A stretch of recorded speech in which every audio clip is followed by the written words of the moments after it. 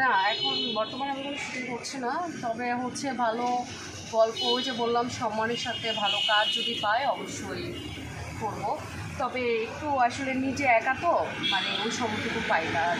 আচ্ছা, কী পরিমাণ আপনার দোকানে এখন সেল হয় আপু? মোটামুটি আলহামদুলিল্লাহ আগের মতো চলতে পারেন মোটামুটি? আসলে কি আমার এই না যে আমার ফ্যামিলিকে চালাতে হচ্ছে বা কিছু, এইটা আমি আসলে নিজে চলার জন্য। কারণ আলহামদুলিল্লাহ যে আমার আমার আমার টাকা দিলে আমার ফ্যামিলি চলতে হবে এমন তো কোনো কথা নেই, জাস্ট আমি চলার জন্য।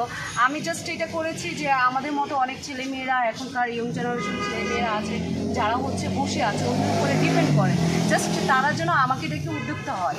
আমাদের দেশে কাজকে ম্যাক্সিমাম মানুষ ছোট করে দেয়, এই জিনিসটা আসলে আমি সবাইকে মেসেজটা দেবো যে আসলে কাজকে কখনো ছোট করে দেখতে নাই। কারণ আজকে যে যারা হচ্ছে সুইপার ক্লিন করে বা হচ্ছে বা ওয়াশরুম, যেটা বাথরুম আমরা ওয়াশরুম করে থাকি, ওইটা কিন্তু সুইপাররা এসে ওইটা পরিষ্কার করে। আর তারা যদি পরিষ্কার না করতো আমরা পরিষ্কার করতে হতো, তাহলে আমরা কিন্তু এমন ভাব নিই যে আমরা কি না কি।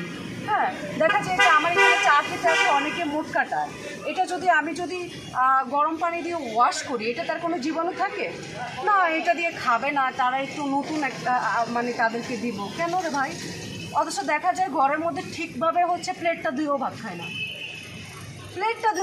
না, কিন্তু বাইরে এসে আমাদের দেশের ফুডাঙ্গি জিনিসটা আর হচ্ছে আপনার ওই যে ভাব জিনিসটা বেশি, এই জন্য আজ এই মানুষগুলো জীবনে ডেভেলপ হতে পারবে না। তো আমি বলবো এসব ছাড়েন, নিজেকে হচ্ছে ইয়েভাবে উৎসর্গ করেন, কাজে ফোকাস দেন, সবার সাথে মিশে যান। আমরা তো মাটির মানুষ, মিশে যাব, ঠিক আছে? আমরা মূল্যে আজ মূল্যে কাল শেষ, তাহলে আমাদের মধ্যে এই যে এই যে আপনি দোকান দেওয়ার পরে অনেকেই জানছে যে আপনি একটা সময় অভিনেত্রী ছিলেন, এখন আপনি চায়ের দোকান দিয়েছেন, তারপরে আপনার ভিডিও কিন্তু প্রচুর পরিমাণ ভাইরাল হয়ে গেছে।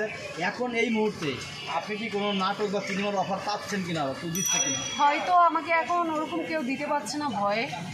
কারণ কি আমি জানি না, ওই যে আমি একটু স্ট্রেট ফরওয়ার্ড কথা বলি বা হচ্ছে ওই টাইপের কথা বলি, এই জন্য হয়তো অনেকে ভয় পাচ্ছে।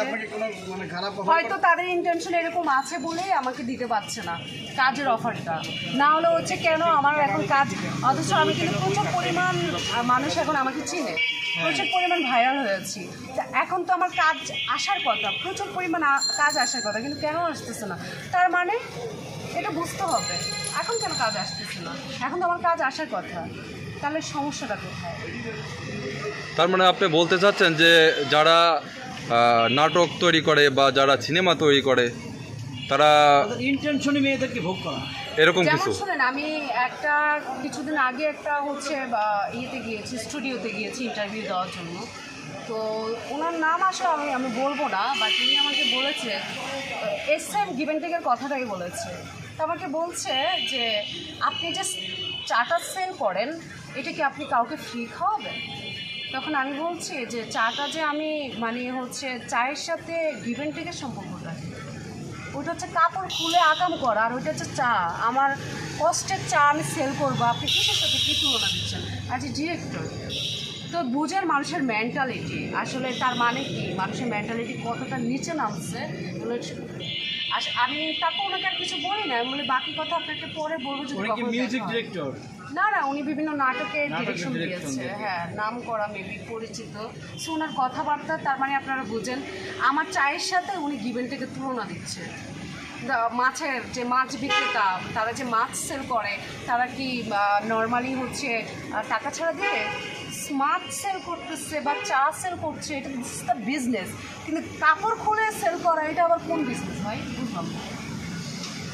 আচ্ছা, তার নাম বলা দরকার নয়, সে কি মূলত নাটকের হ্যাঁ উনি ডিরেক্টর। হ্যাঁ, ইভেন অনেকগুলো মানুষের সামনে সেম কথাটা বলছে। তো আমি আসলে ওনার কথাটা, কারণ যেহেতু উনি হচ্ছে সিনিয়র পারসন, ওনাকে এই অসম্মানিটা করি নাই, আমি সুন্দরভাবে চলে আসছি, কারণ ওনাকে অসম্মান করলে অনেক কিছুই করা যায়। সো আজকে মানে এই কথাটা বললাম আর কি, কথার প্রেক্ষিতে। আপনার এই যে প্রতিবাদী কথা, এগুলা কিন্তু সবাই খুব ভালোভাবে নেয়, যে একটা মেয়ে আছে বাংলাদেশে প্রতিবাদী মেয়ে, সেই মেয়েটার নামে লিপি। সবারই সেম হতে হবে। আমি কেন একা প্রতিবাদী হব? বাকিরা কি মানে ওনারা কি মানুষের মধ্যে পড়ে না? কই আমি একা লড়লে হবে? বাকিরা যদি চুপচাপ বসে থাকে মানুষগুলো আমরা মানুষ সবাই একতা না, প্রবলেম এই জায়গায়। আমাদের দেশের মানুষগুলো একতা না না বলে, সেটা হোক মিডিয়া, সেটা হোক যে কোনো জায়গা, না বলে আজকে এই অবস্থা। আপনার সমাজ দেখেন, যেটা বলেন, একসাথে বসবাস করি একই জায়গায়, গ্রাম বলেন, যেটাই বলেন, সবাই তো একতা না। কে কেমনে পারবে, ও একটু উপরে উঠছে তার নিচে টেনে নামাই, কারো ভালো কেউ চায় না। এ হলো তো সমাজ বলেন, যেটাই বলেন, মানুষ আসলে আমরা কিন্তু মানুষ ঠিকই, আদৌ কি আমরা মানুষ সেটা আসলে ভাবতে হবে।